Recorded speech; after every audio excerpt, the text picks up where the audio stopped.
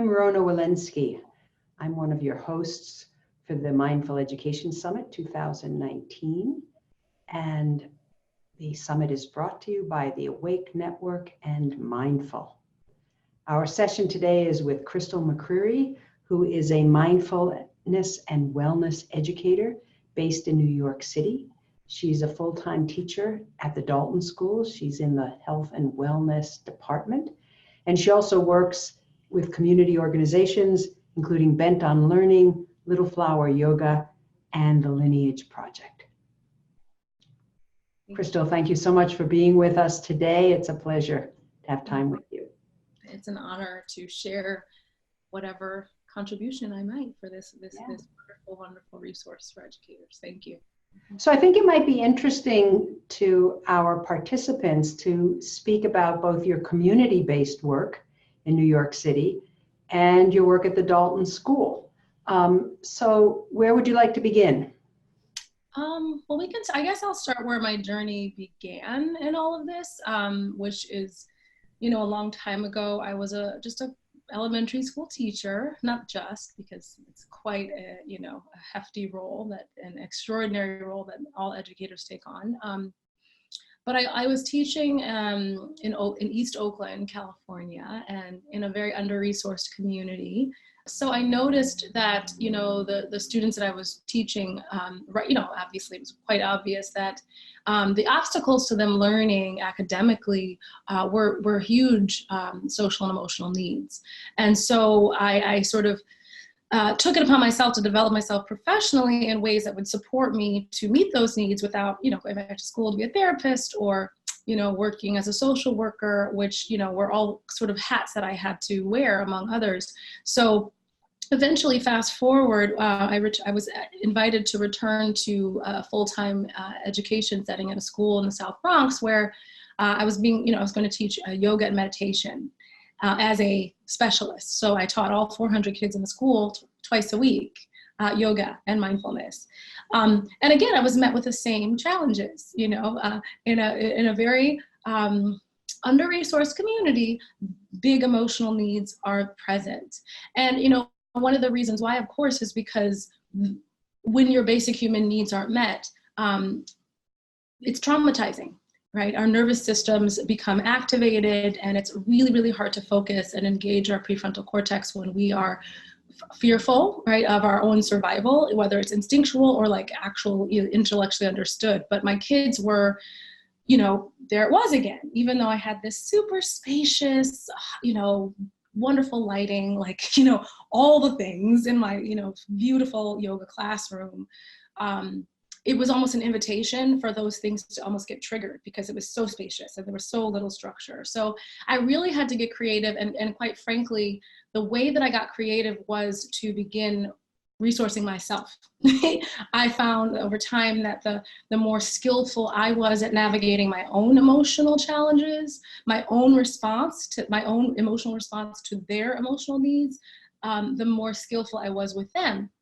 And so at that time, I was very isolated. I didn't have a lot of colleagues doing similar things. And so I sought out organizations that had a similar mission to what I was doing, but really were specifically working on mindfulness in schools or yoga in schools. And here in New York City, that's what led me to the organizations that you named. Bent on Learning was the first, and they bring yoga into schools here, public schools, and to the New York public school system here. And they've been doing it for, I want to say something like maybe 13, 14 years, so a really long time. Lineage Project has been doing mindfulness with incarcerated youth for over 20 years. And Little Flower Yoga, I think about maybe 12 years or so, they've been bringing yoga. And now, I think they're evolving to do, more mindfulness or sort of an embodied approach, or an embodied contemplative approach to bringing yoga into schools. So all of these organizations are, saw a need, right? And unfortunately, part of your teacher education training is not how to necessarily meet these needs. So at that time, I realized that about 30 yoga classes a week teaching yoga to children 30 classes a week was probably too much for my nervous system, despite all of my, incredible self-care tools that I started to, amass. And so I looked to, I started to work with these organizations, including teaching their trainings, and so going into schools and leading professional development workshops for educators. My experience has been that the more resourced adults are at a school where there are, a lot of challenges, that the more support the kids actually get and are, they're impacted in a more profound way when the adults have those skills, the adults who work with them moment to moment, day by day, rather than an outside provider. So that's really what led me to working with those organizations. And even still, although I still lead trainings and professional development workshops, both for those organizations and on my own as a consultant, I do find that, where my heart really feels most at home is when I'm in a singular place for a duration of time. That's always, it's a beautiful journey to go on and watch your students learn. You plant those seeds and like kids get it. They get it. Frankly, I think faster than adults, but they get it. And then, they transform, they really do use them, and they'll call you out on your stuff when you're not using yours, which is beautiful, right? So anyway, that's how that journey began. You worked with those organizations to do professional development so that the teachers in the schools they worked with were better resourced. Mm-hmm. You also settled into the Dalton School to be a teacher there so that you could work more continuously with a group of students? Yeah, over the years I've worked with, in a fairly regular way with a few schools, and Dalton was one where I started as a yoga and mindfulness teacher. And because they have a health and wellness department where health is actually taught through a mindful lens and a social justice lens, so much of the work that I do in mindfulness and yoga, when you're teaching other people's children, you have to factor in the varying systems, right, of oppression, or systems that are in place to literally block our kids' access to certain resources. So the fit for me teaching health and wellness at Dalton, in terms of it being something that sort of incorporates all the things that need to be in conversation, both with ourselves as the educators, but also in conversation and in experience and in practice and learning with the kids, it's a really nice fit. Yeah. Mm-hmm. So why don't you tell us a little bit about the impact that you see, what you bring to the teachers who are working in schools with more kids of color, lower income kids, maybe in the Lineage Project, incarcerated youth, as you bring skills to the adults. What impact is it having on the adults and on the students? Well, I think, one of the really beautiful things about supporting adult educators with mindfulness is that they get to begin to see, okay, so mindfulness for me is really a practice that supports cultivating our wholeness, right? Our whole human dimensional self. And so when I go in to teach a bunch of educators at the end of a long school day, they're very fragmented, right? They're not whole. They're exhausted. They're stressed out. They are, their to-do lists they're uploading and downloading like all kinds of information that they need to they're thinking about what's coming next, or worrying about what already happened. And so, the way I usually approach teaching adults is to support them to recognize, one, they actually have needs. They have needs too. And, that mindfulness is a tool to support them to meet their needs. And ultimately a practice of self-care in that regard. So, this light bulb goes off and they have this, they make this connection that like, oh my God, my neglecting my self-care is literally having a direct impact on my students' capacity to be with me, to listen to me, to receive what I have to receive. If my well is not full, I have nothing to give, right? And so, there's this reciprocal relationship, right? There's an interdependent relationship that really requires us as educators, in order to be excellent at what we do, effective at what we do, we need to start with ourselves first. It's like the whole, the airplane, put your oxygen mask on first. Like they're not going to breathe if you can't breathe. Like, it's just, you can try as much as you want, but it's not effective. It's not effective. And they might even, imitate us for a while and then burn out themselves. And then that's when, in adolescence, they really start rebelling. And there's this really healthy, in my view, pushback that starts to happen in adolescence. That's very much, in my experience, a result of being like, you know what, I've been watching you, and I'm not first of all, you're a hypocrite. You're not taking care of yourself. I'm not trying to be like you. Why should I listen to you? And so, when adults start to take care of themselves, of course, there's instant buy-in, right? When in my experience of supporting them to do that, to pause, notice how they feel, choose a breathing practice, or some mindful movement, some mindfulness exploration to support them. And it doesn't take a lot of time, right? Educators often are like, they're pressed for time. They have no time. But just taking a matter of minutes to do that, and the light bulb that goes off, like, oh, self-care is doable, actually, even under these, intense circumstances that I'm working and living under. And then the other part that I really find to be really wonderful and important is that adults start to wake up to the fact that we are responsible.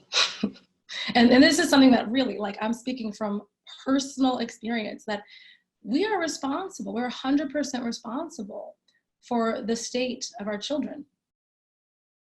Yep. And we are often like, oh, I got these kids today, and oh my God, and it's like, well, why are they like that? Look at the environment that we have created for them to be in. Look at the world that we have created for them to be in.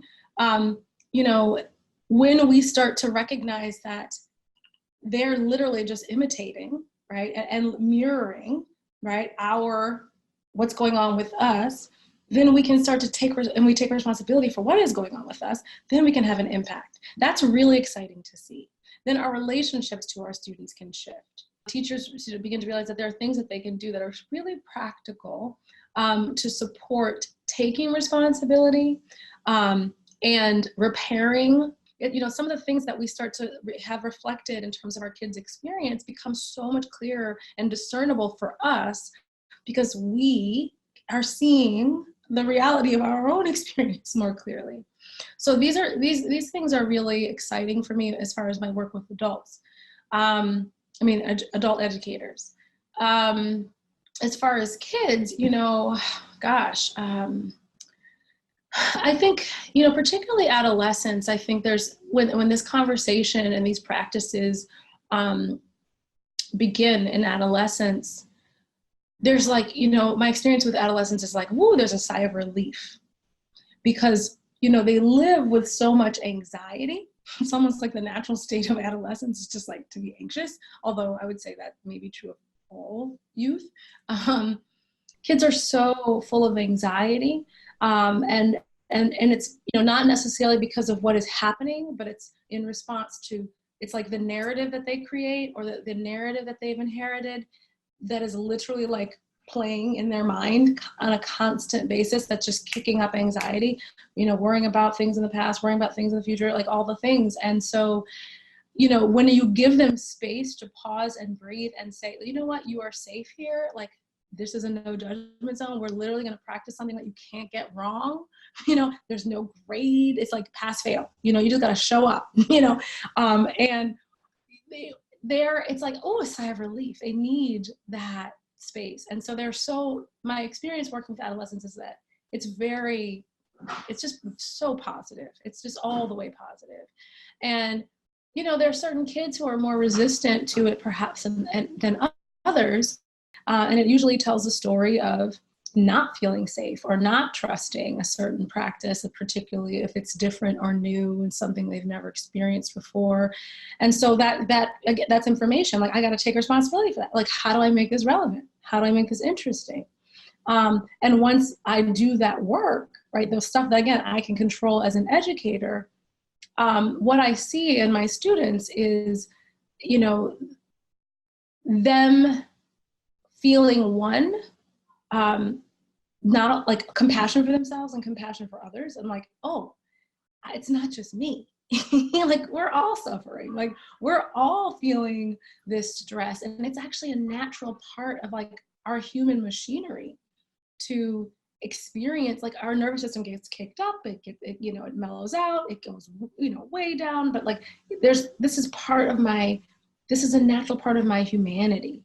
And when we teach these practices to kids, they're having this whole internal experience that often is running their lives, but they don't know what to do with that internal experience.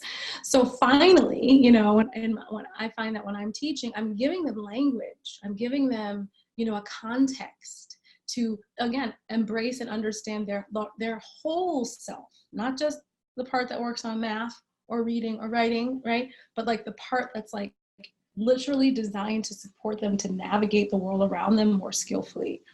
And that's useful. It's so practical. So when kids are like, great, bring it, give me more, So I have a really positive experience. And I work with a huge spectrum, right, of children. And one of the things I learned from my kids, children and adolescents, is that I am a star.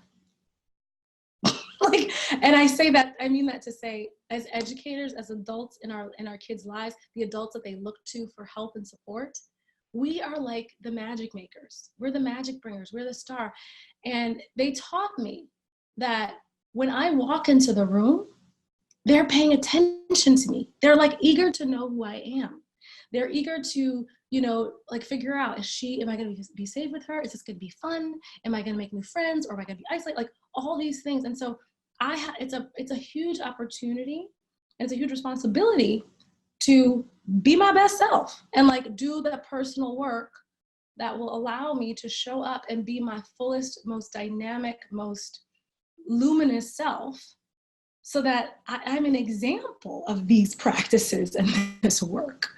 That is powerful to, like, in terms of a practice, a mindfulness practice, is recognizing how much influence we have without even saying a word, right? Just by showing up and being who we are, like being grounded, being, like showing up and like looking like you care, about how you're feeling and what's going on with you. Like you ate a healthy breakfast, you're vital, you're getting some exercise. These things, kids are paying attention, So that reminds me of Debbie Meyer, who is a famous New York educator working at the Central Park East Schools in East Harlem. And one of her many books is The Students Are Watching. And listen, I say that all the time. Children are watching. Yes, it's true. Mm-hmm. They are. So you began, when you were starting to tell the story of your coming to this work, with your realization when you worked in Oakland that the emotional issues that students were facing were getting in the way of their learning. And that seemed, what you said, if I got it right, was that drove you to build your capacity to respond, be better at handling that by handling yourself better, and also by being able to bring practices to them. So as you come back to working with kids again and with adults, after all these years of your own personal development journey, are you finding that you're able to address these emotional barriers to learning, besides offering them safety and reduced anxiety and increased kindness? And I don't mean to suggest in any way that those aren't as important or more important, but are you and your colleagues noticing that classrooms that are able to be run in this more mindful, compassionate way are also classrooms where more traditional learning is happening? Yes, Absolutely. And I think a big part of it is the spirit of like mindfulness is an inquiry, right? Every time we practice, we're paying attention, we're noticing what's arising, and there's like it's inherently curious, open-minded practice.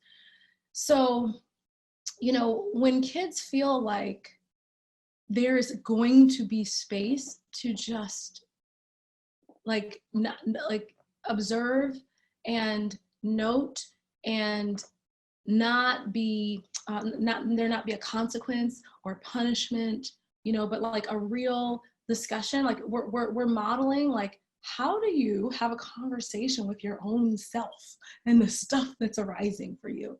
And if they're practicing that and that we're modeling that, right? Every challenge in the classroom is like, that's, oh, great, my opportunity to practice mindfulness.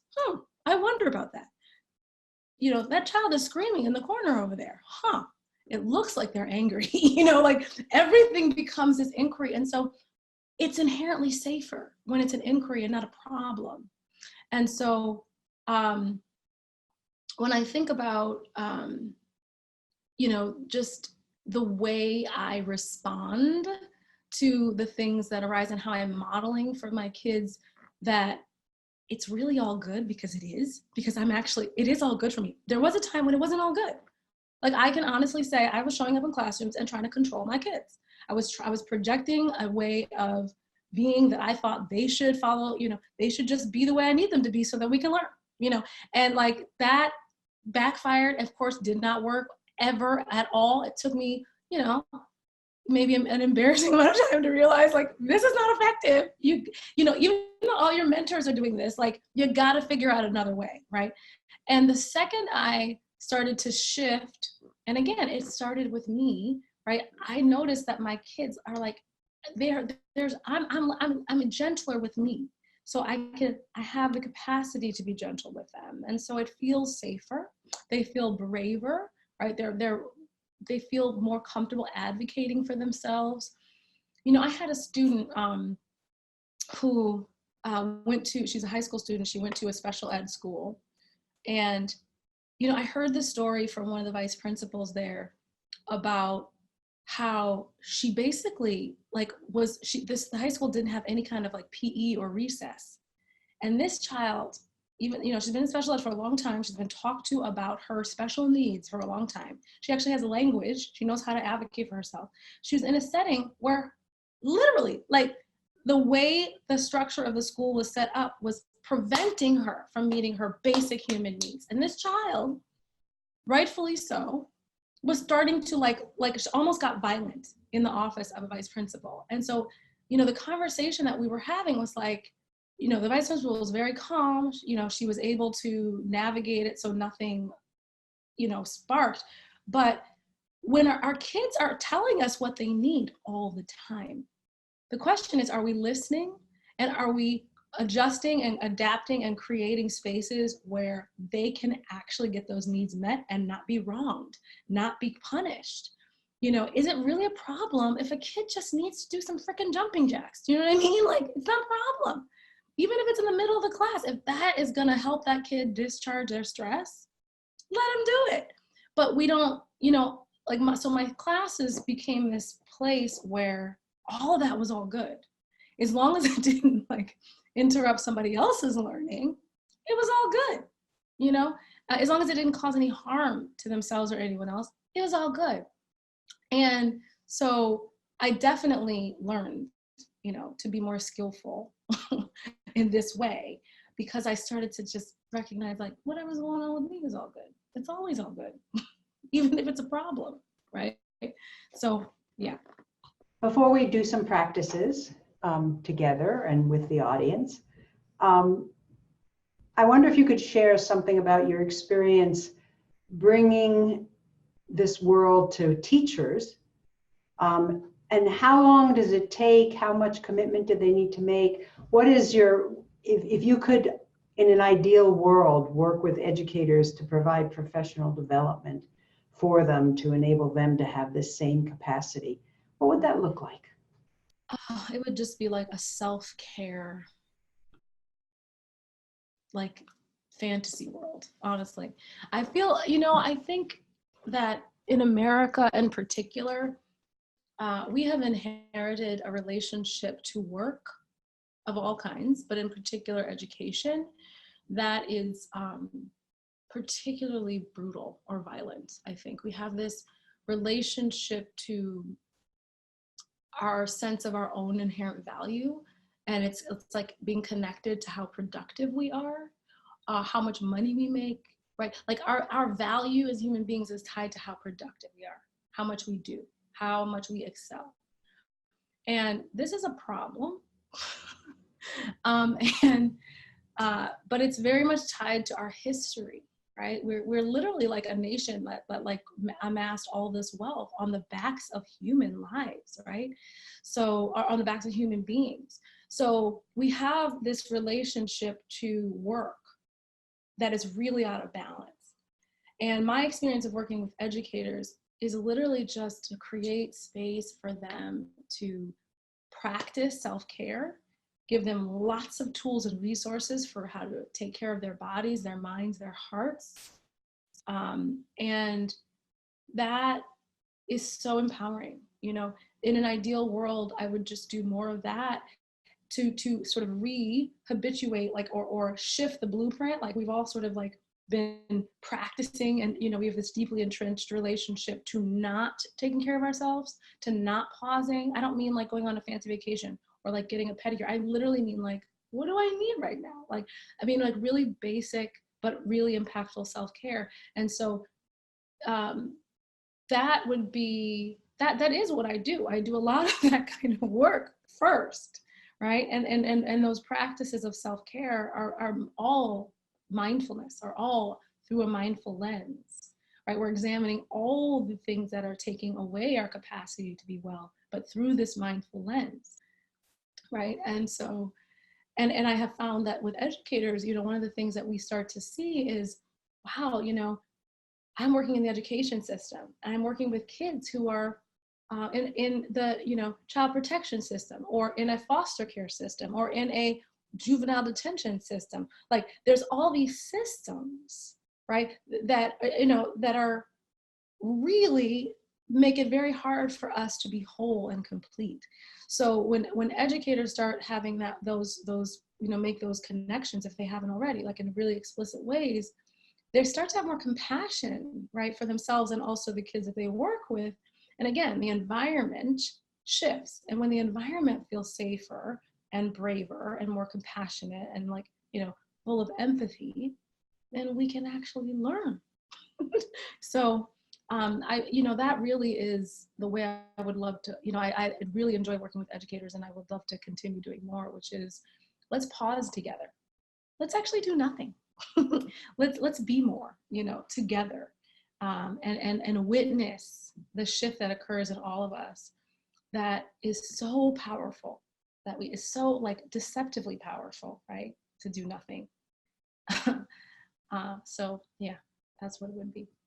So I'm going to ask one last little technical question, because I myself do work with educators, and I find that sometimes educators are reluctant to come after school because that just seems like one more thing to do, or reluctant to sign up for something that might take place over several weeks. Yeah.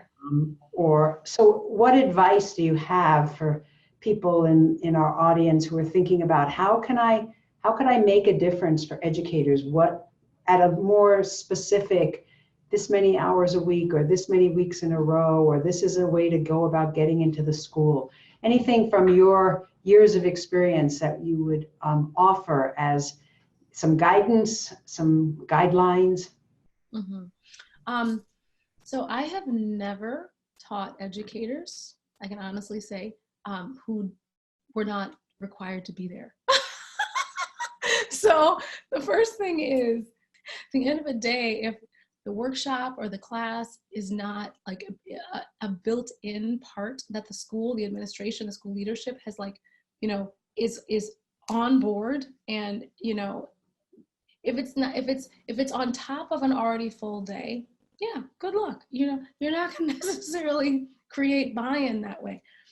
But if you can cultivate a relationship with the school leadership, where you're coming in and you are teaching something to everyone because it's imperative, right? It's literally, it's urgent. These issues of well-being are actually quite urgent. It's life and death for many of us. So you know, that is for me the best way. And you know, again, it's just like teaching anything to any population, any particular population. You have to know your population. You have to make it relevant. You have to know what's on their hearts and their minds, and you have to speak to them, and you have to share the, you know, in experiential ways, not talk at them about it, but like actually give them an experience of how this has an impact on the very thing that they're most concerned about, right? Then listen, this stuff, mindfulness sells itself. I mean, not that we're trying to sell it, but you know what I'm saying? It's like, it really does speak for itself. They get it. They get it. So Crystal, would you be willing to share a practice with our audience? Yeah, okay. So let's take a comfortable seat and place your feet flat on the ground, and find a place that, you know, in your seat where you can actually lengthen up through the crown of the head and feel a little bit of alertness in the body while at the same time feeling comfortable.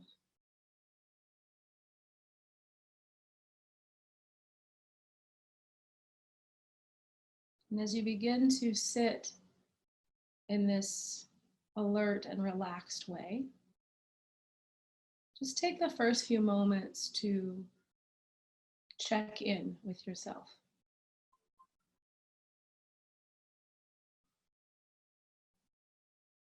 And notice the temperature of your body.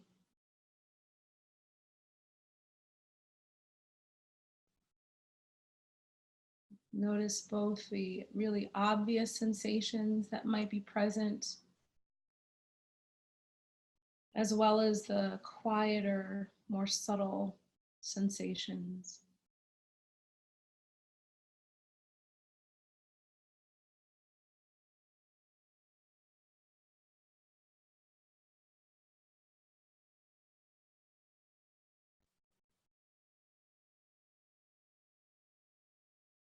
And then take one hand to your heart and take the other hand to your belly. And with your hands on your body, just take a few cycles of breath and really get that clear sense of the breath and its natural movement as it moves the space underneath your hands. And pressing your belly and your heart gently up into your hands. As you breathe in, and then watching the breath through the belly, the movement of the belly and the heart as they draw away on the exhale.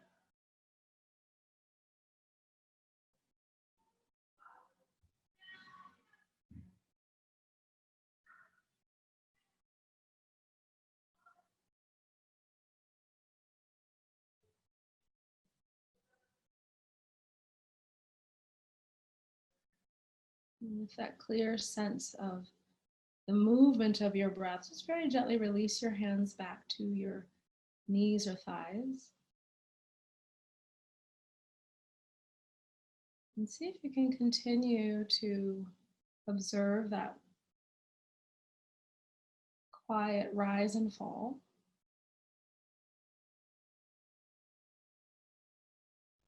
Adding the words breathing in as you breathe in. And quietly saying breathing out as you breathe out.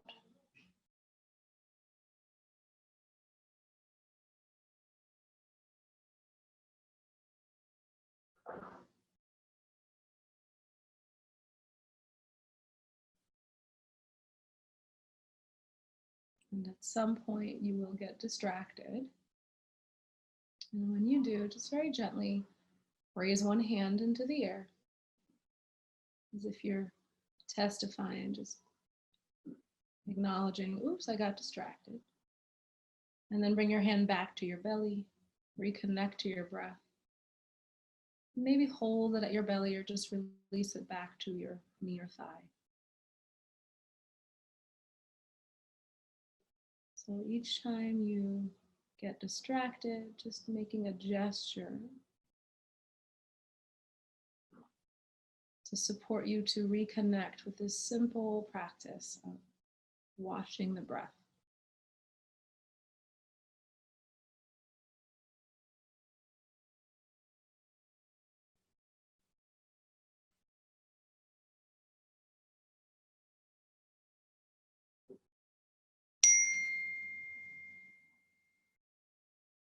Thank you for that beautiful practice, Crystal. Is there one last something you would want to share with us? That's a moment of practice, and then we'll close our time together. So just take a moment to acknowledge yourself for pausing and taking time just to connect with what's going on with you right now. All right, and note any shifts that have occurred, and note that it doesn't really take a lot, right, to shift your state. It doesn't take much to give our body and our minds and our hearts something nourishing. So thank you. Thank you so much, Crystal. We deeply appreciate the time we spent with you today. Thank you.